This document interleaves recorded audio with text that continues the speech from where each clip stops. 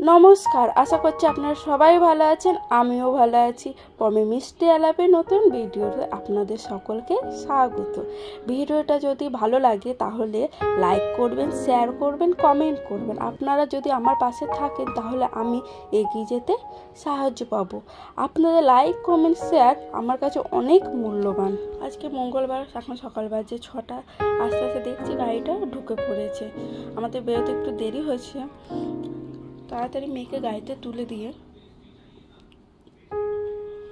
তারপরে আমরা আস্তে আস্তে হাঁটতে যাবো।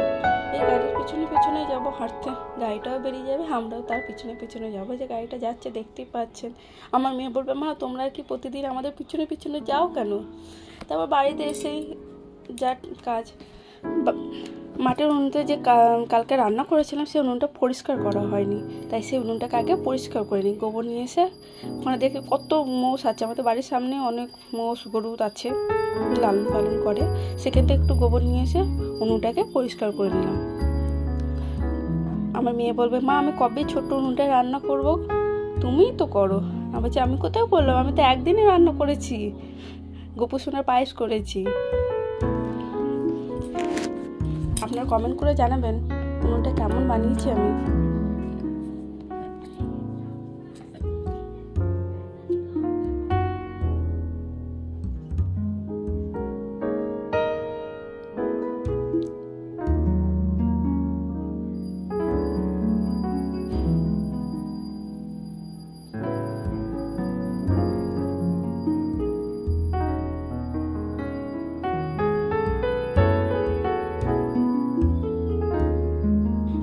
পরিষ্কার করে নিয়ে তারপর বাড়ির যে বাকি কাজগুলো আছে সেগুলো করবো। কারণ মায়ের আজকে হাতে ব্যথা, মা আজকে কাজ করতে পারবে না।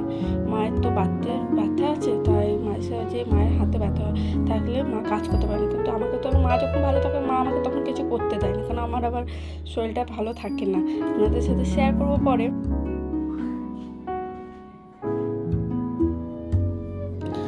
স্নান সেরে এবার গোপু সোনাকে তুলবো, কেন কি সকালে গোপু সোনাকে ঘুম থেকে উঠে তোলা হয়নি। তো গোপু সোনাকে তুলছি। আপনারা দেখুন, গোপু সোনা রাগ করেছে, কেন পুজো সবার সব কিছু কেনাকাটি হয়েছে, গোপু সোনারও হয়নি, তার দিদিরও হয়নি। তো গোপু সোনা রাগ করে আছে। তো আমি তো গোপুই ডাকে গোপু সোনাকে। গোপু সোনা উঠতে চাইছে না, বলছে আমার পুজোর জামা কাপড় লাগবে, রাগ করে আছে। গোপুর জন্য তার দিদির জন্য জামা কাপড় কিনতে যেতে হবে। আপনাদের সাথে শেয়ার করব কি গোপুর জন্য জামা কাপড় নিয়েছি আর কি মেয়ের জন্য জামা কাপড় নিচ্ছি। অবশ্যই আপনারা ভিডিওতে দেখবেন।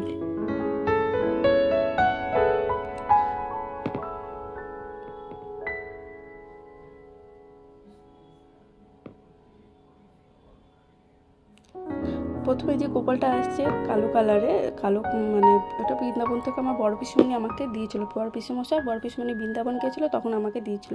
আর মাঝের যে আমাদের ছোট্ট গোপু সোনা আছে, সেই গোপু সোনা আমার মায়ের এক ঠাকুমা দিয়েছিল, মায়ের কাছে আশ্রয় নিয়েছিল, সেই ঠাকুমাই দিয়ে গেছিলো। এখন আর বেঁচে নেই সে। আর এইটা আমি কিনেছিলাম 1 বছর হবে, গোপু সোনাকে নিয়ে এসেছিলাম বাড়িতে। গোপু সোনাকে মুখ ধুয়ে তারপর মিছরি জল দেবো খেতে। তারপর পরে আবার গোপু সোনাকে খাবার পরে করে দেবো।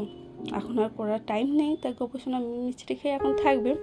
বাড়িতে আরও অন্য কাজ আছে, সেটা করে নিতে হবে। তারপর মেয়েও চলে আসবে, গাড়ি ঢুকে যাবে। তো মেয়েকেও সময় 10:30টার মধ্যে আমাকে ওখানে পৌঁছাতে হবে।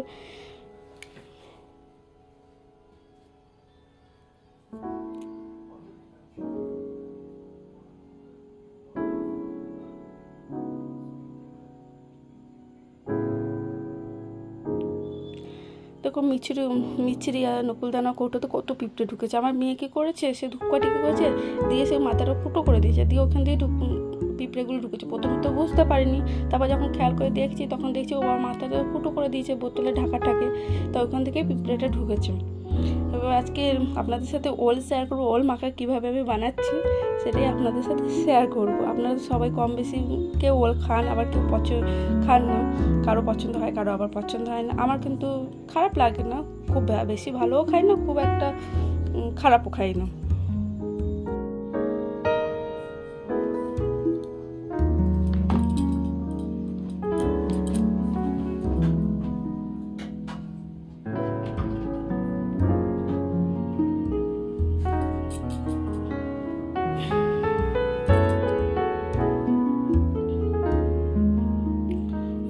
ছোটো ছোটো করে কেটে গরম জল দিয়ে নুন দিয়ে সেদ্ধ করে নেবো।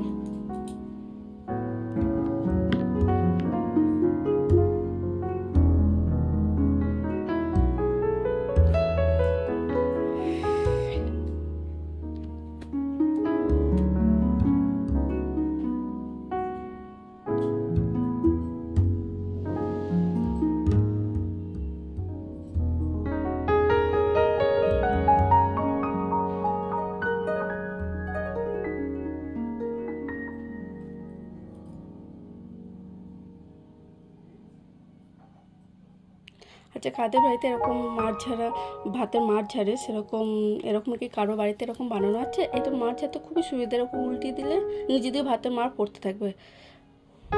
গোপুসোনা আবার ডাক দিয়েছে, তার নাকি বায়না ধরেছে পেয়ারা খাবে, সেই গাছের ছাদে উঠে গাছ থেকে পেয়ারা পেরে নেবে। তাই বললাম আমি তো মোবাইল নিয়ে থাকবো, তো আমি কী করে তোমাকে কোলে নিয়ে যাবো তোমাদেরকে তিনজনকে, তাই আমি পেয়ারাটা এনে দিই। তাই গাছে চলে গেলাম ছাদে উঠে গোপুসোনার জন্য পেয়ারা পারবো। পেয়ারা গাছ অনেক হয়েছে কিন্তু এখনো ভালো করে হয়নি সেরকম, দেখছেন।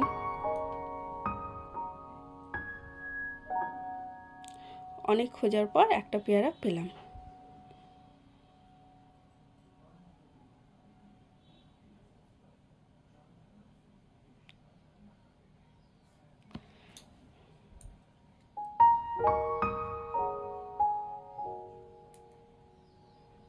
দেখুন গাছে ফুল ফুটেছে, কিন্তু গাছটা আমাদের না, আমাদের ঘরে যে ভাড়া থাকে তাদের এই গাছটা, ফুল গাছটা।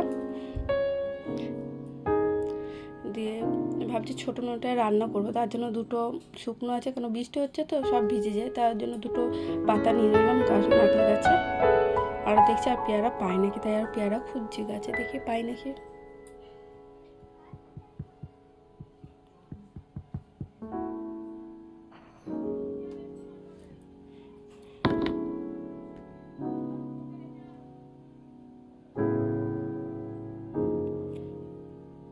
অবশেষে আর একটা পেয়ারা পেলাম। এবার গোপুসোনাকে দেবো কেটে। গোপুসোনা বলছে কেটে দাও, গোটা খেতে পারবো না।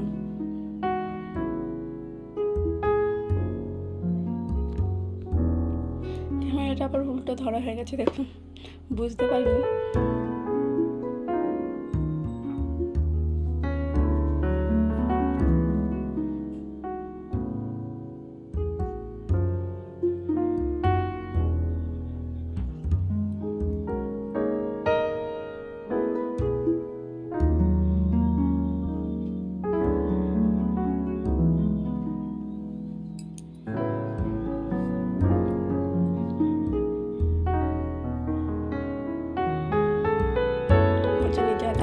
খাইয়ে দিতে হবে।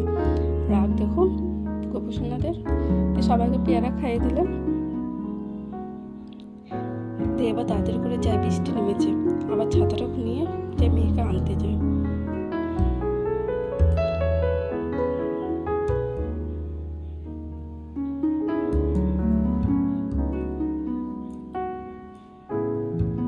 দেখুন মেয়ের আজকে কাজ তো কোনোদিন এই করে না, এই কাজটা আজকে প্রথমবার করলো।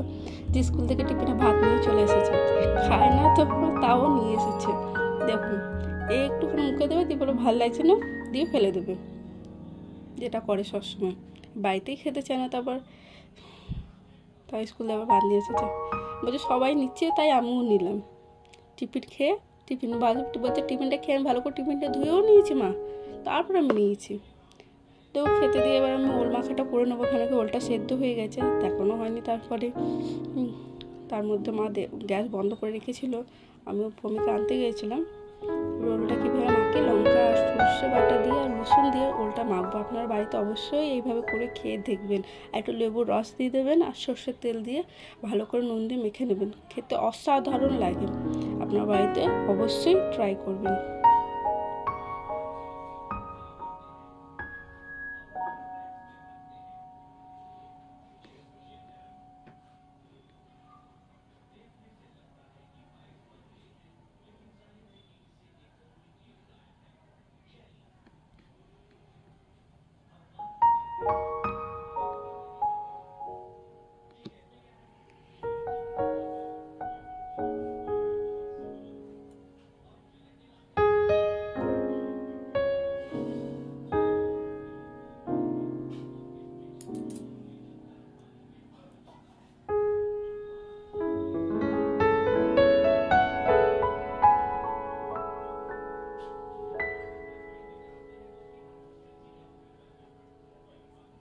মেয়ে আবার বলছে মা আমি মাখা খাবো না, আমার জন্য একটা তুলে রাখো, আমি সেদ্ধ শুধু খাবো।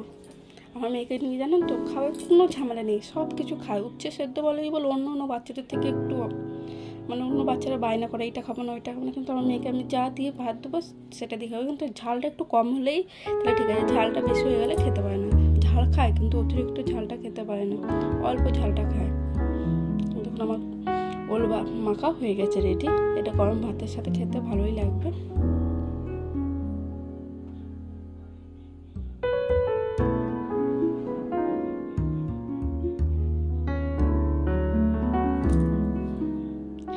আর একটা ঘটনা ঘটেছে, আমার বৌদির একটা পার্সেল এসেছে, শিলিগুড়ি থেকে পার্সেলটা এসেছে, ও দিদি পুজোয় জামা কাপড় কিনে পাঠিয়েছে, তো পোস্ট অফিসে পাঠিয়েছে। এমনও হয় আপনাদের সাথে কি ঘটেছে এরকম, যে ব্যাগ কেটে তারপরে জিনিস বার করে নিচে হাফ, এরকম আপনাদের সাথে কি ঘটেছে কোনো ঘটনা?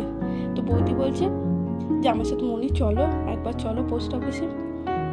তাই পোস্ট অফিসের উদ্দেশ্যে বেরিয়ে পড়লাম। আপনাদের কারোর সাথে সাথে এরকম ঘটনা ঘটে থাকে আপনারা অবশ্যই বলবেন, কমেন্টের মাধ্যমে জানাবেন।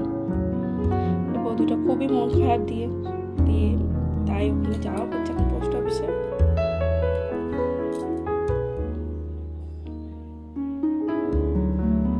এটা আমার মেয়ের স্কুল, একদিন স্কুলটা ঘুরে দেখাবো আপনাদের সাথে।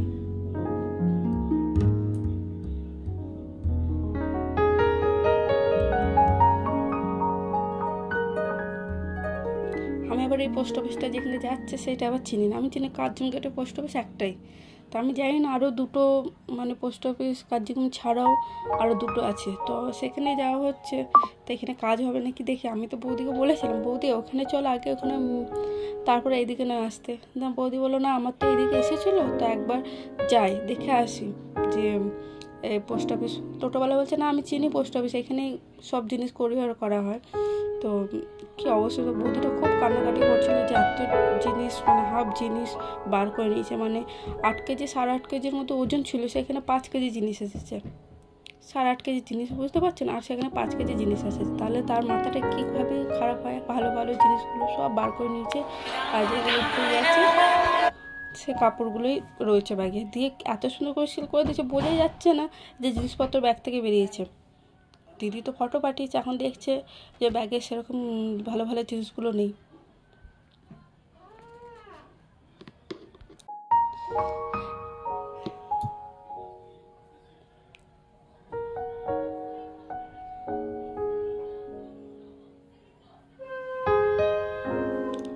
পোস্ট অফিসের ভিতরে ঢুকছি তো বলছে কেউ ভিডিও করবেন না, এ কথা বলছে, তো আমি একটু ভিডিও করলাম। দেখুন ব্যাগটা, দেখুন এই ব্যাগটা করে পাঠিয়েছে, ব্যাগটাকে দেখুন কীভাবে কেটেছে, দেখুন কীভাবে কেটে বার করে দিয়েছে, এখানটা দিয়ে সিল করে দিয়েছে, উপর দিয়ে ব্ল্যাকটা মেরে দিয়েছে।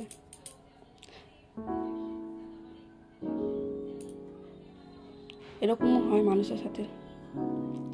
দিয়ে এখান দিয়ে বলছে এইটা হবে না, এখানে আমাদের কোরিয়ার করা হয় না, আপনারা অন্য জায়গায় যান। আর একটা ঠিকানা দিয়েছে, সেই পোস্ট অফিসে যান।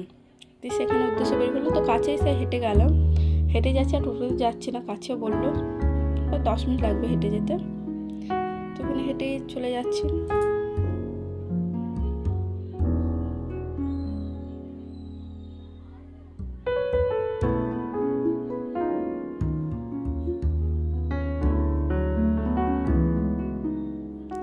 এবার দেখুন এখানে ঘটনাটা কি হয়।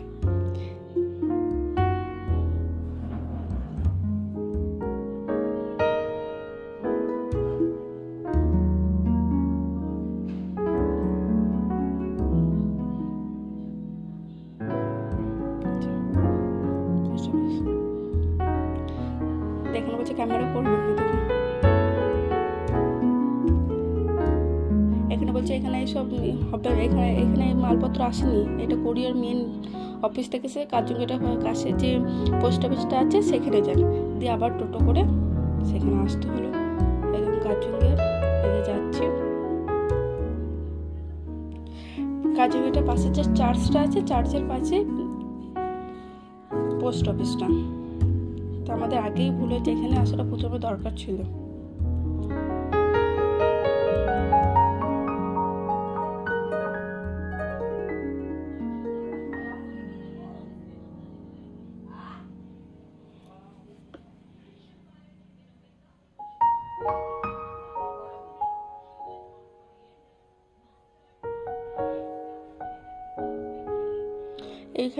এখানে এসেছি, দিয়ে বলছে পিছনে যান, এখানে কাজ হবে না, পিছনে যান। আবার পিছন দিক দিয়ে যাচ্ছি।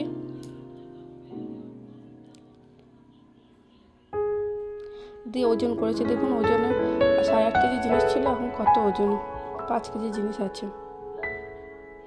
দিয়ে ছেলের তো জুতো এইসব চুরি হয়ে গেছে, দিয়ে বৌদি বলছে তাহলে ছেলের তো জন্মদিন সামনে, আর 4-5 দিন পর জন্মদিন, তাহলে একটা জুতো নিয়ে যায়। জুতোটা যখন চুরি করে নিয়েছে, 2টো জুতোই চুরি করে নিয়েছে ছেলেটার মন খারাপ করছে।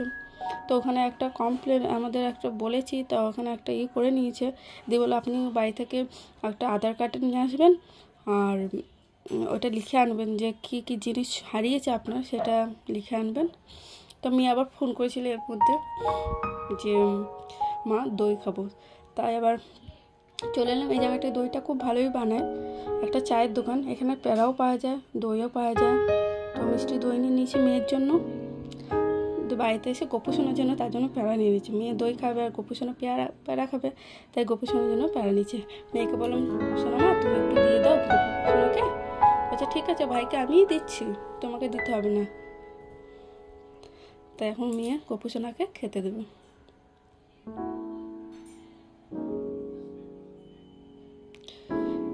বলছে মা সব থালাতে দিয়ে, আমি বললাম না শোনা, একটা থালাতেই দাও, সব গোপুসোনাই খেয়ে নেবে। ও তো অত পারবে না।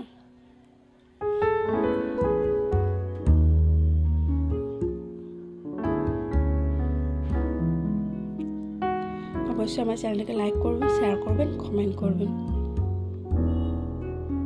আপনারা আমার পাশে অবশ্যই থাকবেন, আমি জানি এই ছোটো বোনটার পাশে আপনারা থাকবেন।